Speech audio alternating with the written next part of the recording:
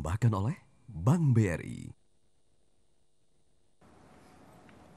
Pemirsa, terima kasih Anda masih bersama kami di Tafsir Al-Misbah mengenal surat At-Taubah. Kalau sebelumnya kita sudah menjelaskan bahwa kikir itu dapat merusak jiwa dan jika dilakukan terus-menerus dapat melahirkan kemunafikan. Kita akan lanjutkan kembali ayatnya, Pak. Atau saya beri kesempatan tamu kita untuk bertanya dulu, Pak ya? Silakan, Kang Yana atau Kang Agus? Kang Yana dulu deh, silakan Kang. Dulu ya.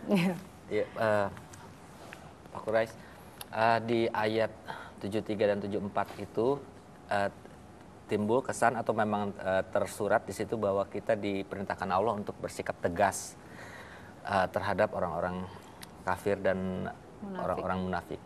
Pada saat itu pasti suasananya berbeda dengan sekarang. Nah, untuk kondisi kita dalam kehidupan sehari-hari pada masa kini, relevansinya sejauh mana, Pak? Karena kan kita tidak bisa melihat orang munafik itu yang mana dan seperti apa, dan kita kan juga nggak boleh suzon gitu kan.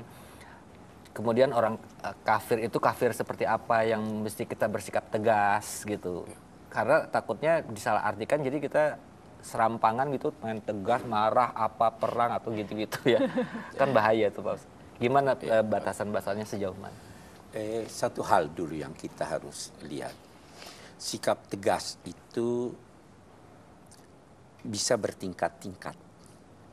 Mungkin tingkatnya yang paling tinggi adalah dalam perang bunuh, ya kan? Oke.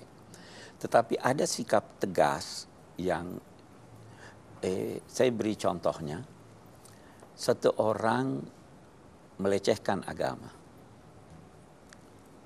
Anda bersikap tegas kepadanya dengan bermuka masam, itu sudah tegas. Kalau situasinya menghendaki seperti itu. Kalau situasi menghendaki bahwa Anda berkata, jangan begitu, itu sudah tidak tegas.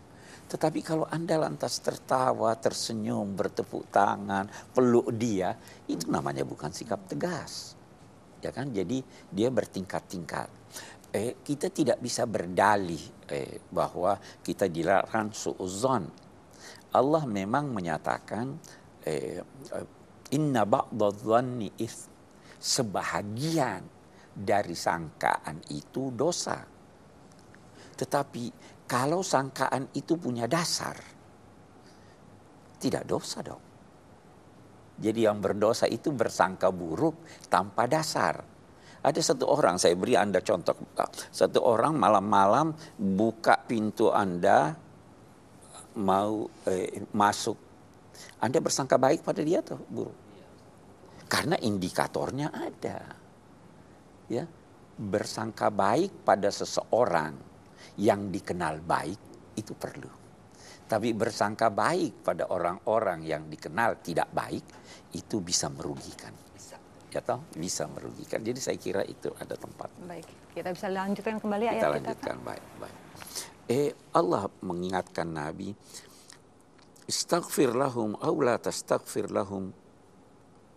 In tastaghfir lahum 70 marrah falan yaghfirallahu lahum.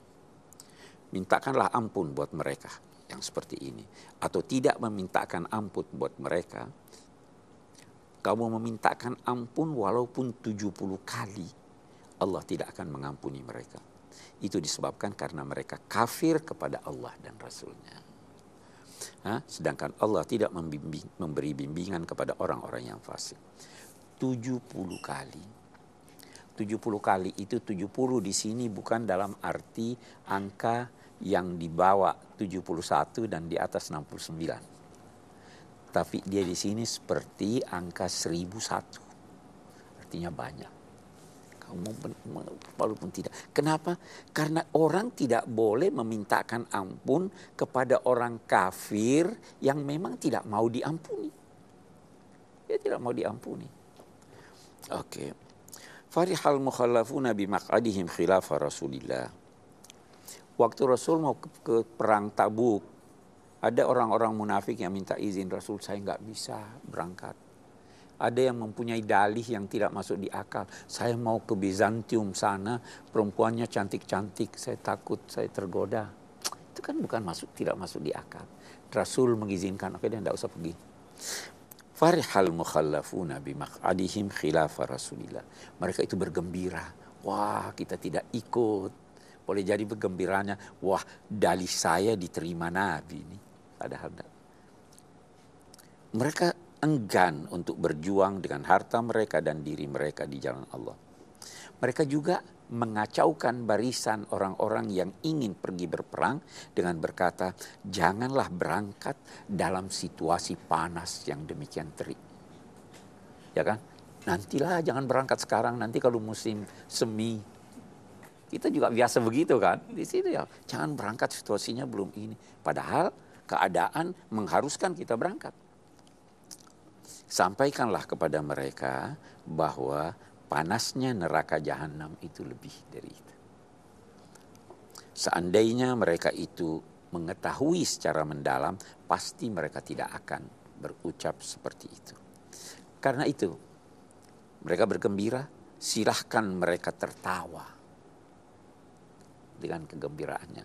Betapapun banyaknya mereka tertawa, itu hanya sedikit dibanding dengan tangis yang akan ininya pada hari kemudian nanti. Hendaklah mereka tertawa, tapi itu tawa mereka sedikit, dan di hari kemudian hendaklah mereka menangis yang banyak sebagai sanksi atas apa yang mereka lakukan. Nah, ayat-ayat berikutnya ini berbicara tentang pesan Allah kepada Nabi, bahwa lain kali kalau orang-orang itu mau ikut dalam suatu kegiatan kebaikan, jangan terima. Karena dia hanya akan mengacaukan. Dia hanya akan mengacaukan. Jadi jangan pernah berpikir dengan ini jumlah kita banyak. Sebab jumlah yang banyak, kalau di tengah-tengahnya ada provokator, ada ini, nah, itu pesan ayat ini. Baru dia katakan, wala tusalli ala ahadim minhum mata abada. Jangan sekali-kali engkau salat jenazah atas salah seorang dari mereka kalau mereka mati. Nah, ini banyak bahasan di sini. Baru dia katakan wala taqum ala qabrihi. Dulu ada seorang pemimpin kaum munafik meninggal, mati. Sebelum dia meninggal, dia minta anaknya seorang yang saleh. Dia beritahu anaknya, sampaikan pada Nabi agar baju Nabi diberi pada saya. Diberikan baju Nabi, dia lihat, enggak, saya mau baju dalam Nabi.